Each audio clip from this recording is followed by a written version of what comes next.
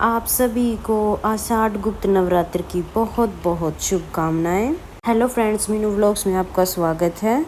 आज की वीडियो में मैं आपको आषाढ़ मास गुप्त नवरात्र की सरल पूजा विधि बताऊंगी।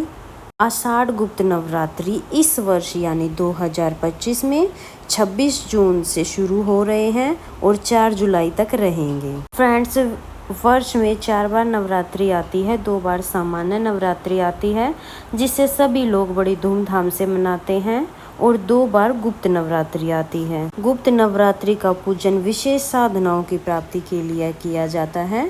गृहस्थ मनुष्य अपनी विशेष मनोकामनाओं को पूर्ण करने के लिए गुप्त नवरात्रि का पूजन करते हैं। यानी कि गुप्त नवरात्रि के दिन 26 जून को सुबह सुबह स्नान आदि करने के बाद आप एक चौकी लगा लें और चौकी पर लाल रंग का वस्त्र बिछाएं।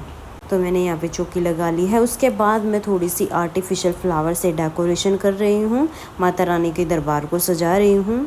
अगर आप थोड़ी बहुत सजावट करना चाहते हैं तो आप कर सकते हैं, नहीं तो आप इस पार्ट को स्किप कर सकते हैं। इसके बाद आप थोड़े से फूलों का आसन भी दे सकते हैं या फिर चावल का आसन भी दे सकते हैं। तो मैंने यहाँ पे थोड़े से फूलों का आसन दिया है। चावल का आसन देकर मैं माता रानी को यहाँ पे विराजमान करूँगी। मेरे पास माता रानी की मूर्ति है, अगर आपके पास फ़ोटो है तो आप फ़ोटो भी ले सकते हैं। साथ में ही हम गणेश जी को भी विराजमान करेंगे।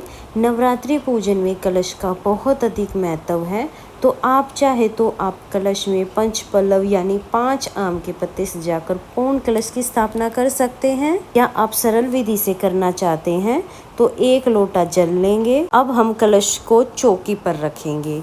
इसके ऊपर एक पूर्ण पात्र यानी किसी भी ढक्कन में चावल भर के रखेंगे। अब हम चावल के ऊपर एक सिक्का रख देंगे। तो आप चाहे तो आप सरल तरीके से कलश की स्थापना कर ले, या फिर आप पंच पल्लव लगा के पूर्ण कलश की स्थापना करना चाहते हैं तो आप कैसे भी कलश की स्थापना कर सकते हैं। तो ये मैंने आपको सरल तरीका बताया है।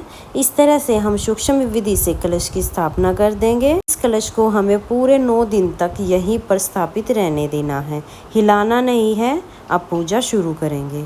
सबसे पहले जल के छींटे लगाकर भाव रूप में स्नान करा देंगे। इसके बाद हम धूप दीप जलाएंगे। आप चाहे तो आप देसी घी का दीपक जला सकते हैं, या आप तिल के तेल का भी दीपक जला सकते हैं। दीपक जलाने के बाद हम हाथ जोड़कर संकल्प करेंगे, हे माता रानी, मैं आज से 9 दिन तक प्रतिदिन आपका पूजन करूंगा या करूंगी।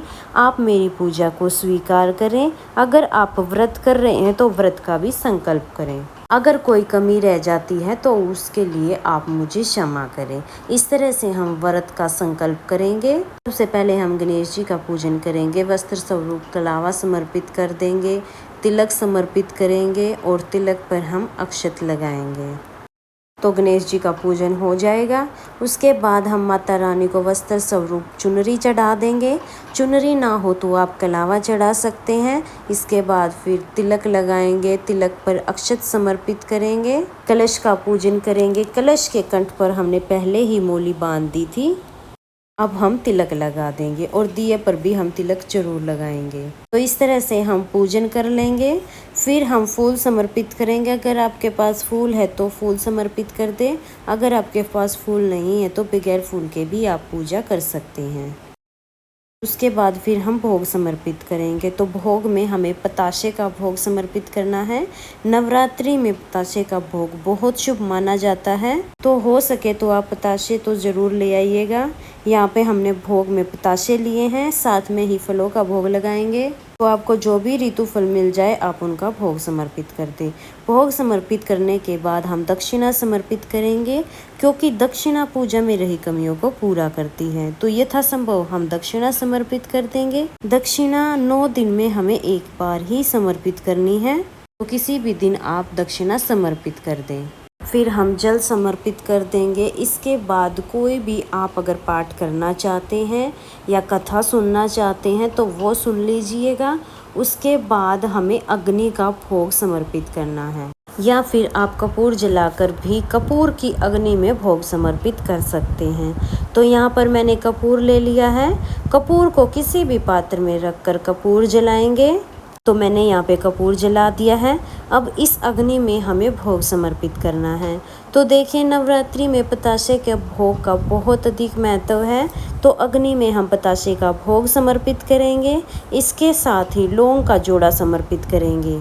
जब भी आप लौंग का जोड़ा चढ़ाए तो पूर्ण लौंग होनी चाहिए, फूल वाली लौंग होनी चाहिए, टूटी हुई नहीं होनी चाहिए। घी में डुबोकर हम लौंग का जोड़ा चढ़ा देंगे। कम से कम 2 लौंग के जोड़े हमें ज़रूर चढ़ाने हैं, यानी 2 एक बार और 2 एक बार। इस तरह से हम लौंग का जोड़ा समर्पित कर देंगे। फिर हाथ जोड़ लेंगे। इस तरह से पूजा करने के बाद फिर हमें आरती करनी है। तो आप दीपक आपने जो जलाया है उससे भी आप आरती कर सकते हैं। तो अगर आपने अखंड दीपक जलाया है तो फिर आप अलग से कपूर जलाकर आरती कीजिएगा। बहुत ही प्रेम पूर्वक हम पहले गणेश जी भगवान की आरती करेंगे, फिर हम माता रानी की आरती करेंगे। आरती करने के बाद पूजा में रही कमियों के लिए क्षमा याचना करेंगे। आप चाहे तो आप माता रानी के किसी भी मंत्र का जाप कर सकते हैं और अपनी मनोकामनाओं को पूर्ण करने के लिए माँ भगवती से प्रार्थना करेंगे। आरती करने के बाद हम अपने सीधे हाथ में थोड़ा सा जल लेंगे। जो हमने अग्नि प्रज्वलित की थी, यानी कि कपूर जलाया था, भोग लगाया था, उसके ऊपर से 2 बार वार देंगे और हाथ जोड़ लेंगे। इस तरह से हमारी पूजा पूर्ण हो जाएगी। सुबह सुबह ये पूजा करने के बाद जो जल हमने लिया है ये हम सूर्य देवता को अर्घ दे देंगे और जो भी हमने भोग प्रसाद चढ़ाया है वो परिवार में सभी में बांट देंगे। बाकी जो कलश है और जो दक्षिणा है वो पूरे 9 दिन तक रखी रहेगी। 9 दिन के बाद ही हमें इनको उठाना है। शाम के समय भी हमें यहाँ पर दीपक जरूर जलाना है, भोग लगाना है और माँ भगवती की आरती करनी है। और जो लोग गुप्त नवरात्र का पूजन कर रहे हैं वे पूरे 9 दिन तक, यानी 26 जून से 4 जुलाई तक इसी तरह सुबह पूजा करेंगे और 9 दिन तक शाम के समय भी दीपक जलाकर आरती करेंगे। ये थी गुप्त नवरात्र की बहुत ही सरल पूजा विधि। फ्रेंड्स, आपको मैंने ये सरल तरीका बताया है। आप चाहे तो आप दुर्गा सप्तशती का पाठ कर सकते हैं, दुर्गा चालीसा का पाठ भी कर सकते हैं। अगर आप नवरात्र व्रत कथा सुनना चाहते हैं तो आप अपने सीधे हाथ में फूल लेकर या चावल लेकर भी आप ये व्रत कथा सुन सकते हैं। और कलश की स्थापना भी मैंने आपको सिंपल दिखाई है। अगर आप पूर्ण कलश की स्थापना करना चाहते हैं तो वो भी आप कर सकते हैं। तो फ्रेंड्स, अगर आपको ये वीडियो पसंद आई हो या वीडियो आपके लिए थोड़ी बहुत भी यूज़फुल है तो वीडियो को लाइक कर देना। और हम महिलाएं घर में सारे त्यौहार कैसे मनाते हैं और पूजा पाठ कैसे करते हैं ये देखने के लिए मेरे चैनल को सब्सक्राइब कर लेना। हम मिलेंगे किसी और नई वीडियो में, तब तक के लिए जय माता दी। देखने के लिए बहुत बहुत धन्यवाद। माता रानी की कृपा आप सभी पर सदैव बनी रहे।